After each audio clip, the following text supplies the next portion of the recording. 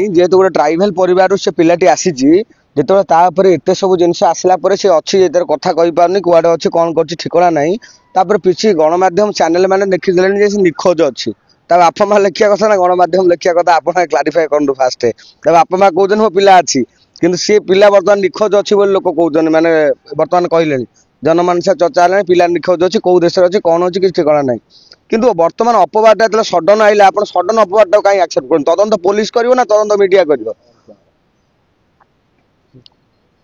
बर्तमान चर्चा हो प्रेसर पकाउछन् केस उठेबा देखो परिवार उपर किए प्रेसर पकाउछ केस उठेबा लव हासदा पाखे कौन एत प्रेसर अच्छी नेपाल शुणु नव हासदा बर्तमान नेपाल जो जाकि परिवार को प्रेसर पकाउछ तार सी इंडियन ना नेपाली जी मरी आपड़ कहतु जी मरी से इंडियन ना नेपाली आज तदंत कर कर्णाटक पुलिस से कौन आप भावुं से एटिकार पुलिस से करद साउथ इंडियन पुलिस इंडिया भरोसा अच्छी साउथ इंडियन पुलिस आप देखते हैदराबाद गोटे केस होता माने डायरेक्ट एनकाउंटर कराला हैदराबाद केस रे ताले ये तो गोटे ताठू बलिष्ठ केस अच्छी से झीर ऑडियो अच्छी से झीर हाथ लेखा अच्छी हबन कौ जिन तदंत तदंत बाटर जाऊँगी तदंत हो पुलिस जहाँ डिसीजन ना आईन न्यायालय लोक विश्वास अच्छी किंतु जो लोकर ना टी बदनाम कर दौरान ये जो जी लोक बर्तमान बदनाम कर लगी से लोक बर्तमान जो लव आस्था ट्राइबल परिवार आसिक कर चैनल टी एम प्रचार करते कि मत कहतु करते एम प्रचार कर आज बदनाम आई बदनाम आज्ञा समस्ते आसे फलंदी गचर टेका समस्त जहाँ बारे आंब फल सब टेका बाजिया सामान तैयार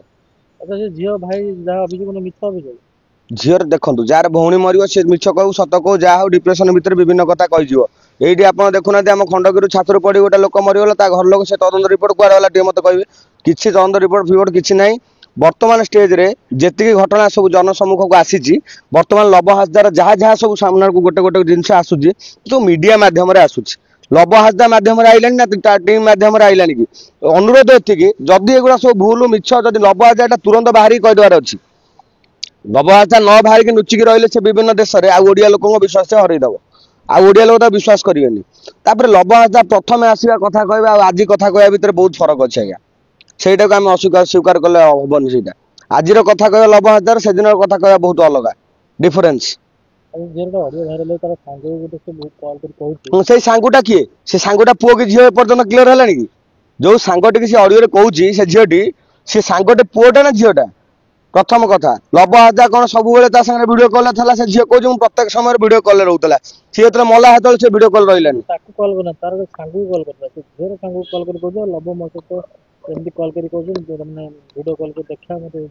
अच्छा से जो झीर सांगटी जी झील जहाँ सांगे सब जिन कहला से लव ठार तार बहुत निजर लोक हो एत सिक्रेट कथा से कहीं सेयार कला लव ठार से झीर से बहुत निजर लोक थी जहाँफल झील सेयार कला सी जो सांगुटी आगे सामना को आन दे जो सांगुटी बर्तमान जो डायलॉग मारदे पछर रही जाए ऑडियो भाइराल करूँ आगे फास्ट सामना को आना सी कह ना झील ता सामने कथबार्ता हो प्रति मोमेंट रे सांग जानी ना कौन घटना घटी सांग आसी सामने टे कौ से ऑडियो वीडियो कह लोक विश्वास करेंगे सामने आसी कौ गणमाध्यम सामने हो जहाँ सामने हो जनसाधारण को आगे कौ से केमी मला से सागे मला पूर्व कथा ना जब सी मारनी बोली कौन ग्यारंटी अच्छी लव जी लव ना इश्यू आसूसी बर्तमान लव आपको स्पष्ट कहीं करूनी लव बर्तमान कौट फरेन अच्छी से फरेन वीडियो पकड़ दूसरी कौन एत जिन ना से कथा कही पार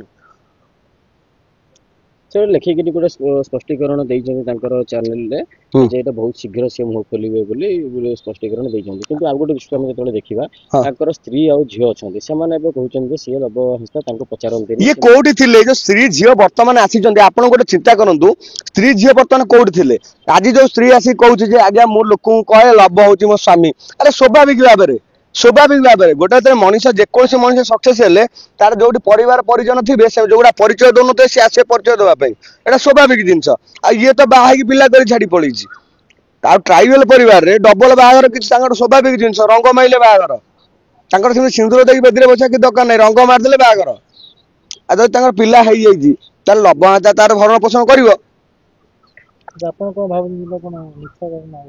एटा मिछ भावनी मुझे संपूर्ण सत भाव जेहतु गोटे जीवन चलीगला जिनसा गोटे झीर जीवन आधे पलैगला लव हासदा एपर्तन मुह खोलनी लोक कहले लुचिची ये लुचिया खबर 2 दिन है प्रसारण है 2 दिन है विभिन्न गणमाध्यम सैटेलाइट गणमाध्यम आम टीवी खोले चा पीले बस देखिले आम देखु जिन लव हासदा लुचिची ये शब्दटा जो गोटे यूट्यूबर जो गोटे परफेक्ट लोक सी गोटे पब्लिक फिगर गोटे परफेक्ट लोक से बाहर की सही समय कही था ना आज्ञा मु लुचिनी मु अच्छी ମୁଁ ନୁଚିନି, ମୁଁ ଅଛି, ମୋର କଣ ଭୁଲ ହେଇଛି କଣ ଠିକ ହେଇଛି ମୁଁ ଆସିକି ଫେସ୍ କରିବି।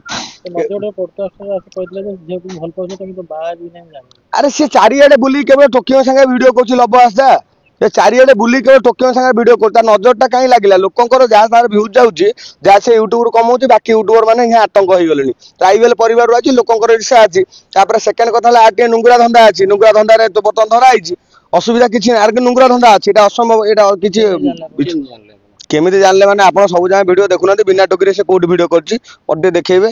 ଗୋଟେ ଆପଣ ଦେଖନ୍ତୁ। ଝିଅ ମାନଙ୍କ ସାଙ୍ଗରେ କଣ ଭିଡିଓ କରିବା କିମ୍ବା ମିଳାମିଶା କରିବା କଣ ନୁଙ୍ଗୁରାମି? ଠିକ ଅଛି, ଆପଣ ଖାଲି ମତେ ଗୋଟେ କଥା କୁହନ୍ତୁ, ସେ ଯୋଉ ଯାଇଥିଲା, ସେ ଯୋଉ ଝିଅକୁ ନେଇକି ଯେତେବେଳେ ବାହାରକୁ ଯାଇଥିଲା, ମୁଁ ବି ତା ଟ୍ରାଇବେଲ ଭିଡିଓ ଦେଖେ। ଯେତେବେଳେ ତା ବାହାରକୁ ଯାଇଥିଲା ସେ ବାହାରକୁ ଗଲା ଭିତରେ ତାର ମୁଁ ଦେଖିଥିଲି ଯୋଉ ଝିଅ ମାନଙ୍କ ସାଙ୍ଗରେ ସେ ସବୁ ଗୋଟେ ଝିଅକୁ ନେଇକି ଯାଇଥିଲା, ଏଇ ଝିଅକୁ ନେଇକି ଯାଇଥିଲା, କହିଲା ଆଜ୍ଞା ଇଏ ହଉଛି ମୋ ଭଉଣୀ। ଦେଖେଇବି ଆପଣଙ୍କୁ ସେ ଭିଡିଓ ଦେଖେଇବି। ସେ କହିଲା ଇଏ ହଉଛି ମୋ ଭଉଣୀ। ତାକୁ ସଂଗ୍ରାମ ଷଡଙ୍ଗୀ ଭଳି ସିନିୟର ଜଣେ ରିପୋର୍ଟର, ସେ ତାକୁ ପଚାରିଲେ ଯେ ତୁ ଯାହାକୁ ଭଲ ପାଇଛୁ ବାହା ହବୁ କି ନାହିଁ? ସେ ତାଙ୍କୁ ତାଙ୍କ ପଡକାଷ୍ଟରେ କହିছে ନାଇଁ ନାଇଁ ମୁଁ ସେମିତି କିଛି ନାହିଁ, ଆମ ଲାଇନରେ ଏମିତି ହୁଏ। ତୁ କେତେ ଦିନ ପ୍ରଫେସନ ବାପା? 2 ଦିନର ବାଜି ଭାତକୁ ଅନ୍ନ କହୁଛି, କୋଉ ଦମ ଟିକେ ଆପଣ କହୁନାହାନ୍ତି? ଯଦି ଝିଅ ମାନଙ୍କ ସଂସ୍ପର୍ଶରେ ନାହିଁ, 2 ଦିନର ବାଜି ଭାତକୁ ଅନ୍ନ କହୁଛି, କେମିତି କହୁଛି? କୋଉ ସାହସରେ କହୁଛି?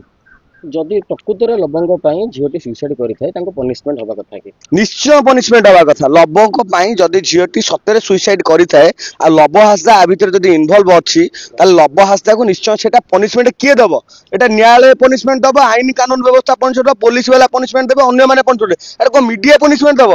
ଆଉ ଗୋଟିଏ ଜିନିଷ ଦୁଃଖ ଲାଗୁଛି ଆଜ୍ଞା, ଗଣମାଧ୍ୟମର ମାଧ୍ୟମରେ ଆମେ ଏତିକି କଥା ସ୍ପଷ୍ଟ କରିବାକୁ ଚାହୁଁଛୁ, ଯେକୌଣସି ଦୋଷୀ ଆଉଛି ତାକୁ ନ୍ୟାୟାଳୟ ଦୋଷୀ ସଜେଇବା ପୂର୍ବରୁ ଯୋଉ ଗଣମାଧ୍ୟମ ବର୍ତ୍ତମାନ ଗୋଟେ ପ୍ରକ୍ରିୟା ଚଲେଇଛି, ସିଏ ଗୋଟେ ନ୍ୟାୟାଳୟ ହେଇକି ସିଏ ଦୋଷୀ ସଜାଉଛି ଲୋକଙ୍କୁ। ସେଇଟା ଲୋକଙ୍କର, ସେଟା ତାଙ୍କୁ ଲୋକ ସୁଇସାଇଡ କରିଦେବେ ଭାଇ। ଇଏ ଯୋଉ ଭଳିଆ ସବୁ ଜିନିଷ ହଉଛି, ଲୋକ ସୁଇସାଇଡ କରିଦେବେ। ଗଣମାଧ୍ୟମ ଦୁଇଟି ଦୃଷ୍ଟିକୋଣରୁ ତାର ଖବର ପ୍ରସାରଣ କରିଥାଏ।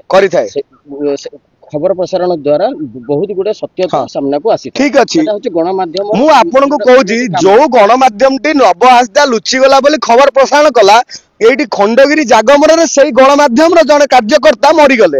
ସେ ଖବର ଆମେ ଓଡିଶାବାସୀ କାହିଁକି ଦେଖିପାଇଲୁନୁ? ସେ ଗୋଟିଏ ପ୍ରଶ୍ନବାଚୀ ଆମ ମନରେ ରହିଗଲା। ସେଇଟା ଟିକେ ଆପଣ କ୍ଲିୟର କରିଦିଅନ୍ତୁ। ସେ ଗଣମାଧ୍ୟମ ନାଁଟା ବି ଆମକୁ କହିଦେବୁ। ତା ବାକି ହେଲା ସେଇ ଗଣମାଧ୍ୟମ ନାଁରେ ଆଗରୁ ଗୋଟେ ଜିନିଷ ଆସିଥିଲା, ଗୋଟେ ନାବାଳିକାକୁ ତାର କର୍ତ୍ତୃପକ୍ଷ ମାନେ ତାକୁ ସେକ୍ସୁଆଲ ହାରାସମେଣ୍ଟ କରି ତାକୁ ପ୍ରେଗନେଣ୍ଟ କରାଇଥିଲା ଗୋଟେ ସ୍କୁଲ ପିଲାକୁ। ସେଇ ଗଣମାଧ୍ୟମ ସେଇଟାକୁ କାହିଁ ବଜେଇଲାନି? ସେଇ ଗଣମାଧ୍ୟମ ସେତେବେଳେ କୋଉଠି ଲୁଚିଗଲା? ସେଇ ଗଣମାଧ୍ୟମ କିଟ୍ ର ବିଭିନ୍ନ ପ୍ରସଙ୍ଗକୁ ନେଇକି ଆସିଥିଲା। ଆଜି ସେଇ ଗଣମାଧ୍ୟମରେ ହେଡଲାଇନରେ କାହିଁକି ନାହିଁ କିଟ୍ ପ୍ରସଙ୍ଗ? ଟଙ୍କା ପାଇଗଲେନି ତ? ଗଣମାଧ୍ୟମ ବିଭିନ୍ନ ଗପ ଗପୁଛନ୍ତି ନିଜ ସ୍ୱାର୍ଥ ସାଧନ ପାଇଁ। ଉଭୟ ପକ୍ଷକୁ ସେ ଆଣିକି ଜନସମ୍ମୁଖରେ ରଖୁଛନ୍ତି କି ବିଚାର ଜନସାଧାରଣ କରିବେ? ଚତୁର୍ଥ ସ୍ତମ୍ଭର ମାନ୍ୟତା ଯାହା ତାଙ୍କୁ ଦିଆଯାଇଛି, ସେ ଚତୁର୍ଥ ସ୍ତମ୍ଭ ମାନ୍ୟତାକୁ ସେ ପାଳନ କରୁଛନ୍ତି କି?